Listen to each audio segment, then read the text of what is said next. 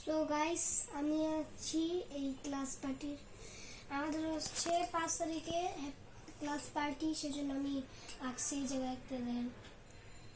এটা হচ্ছে আমার আম্মু আঁকছে আর আমি হচ্ছে এটা আঁকছি। দেখেন এই যে রেইনবো কেক, এটাও রেইনবোই করবো। 2024 হ্যাপি ক্লাস পার্টি।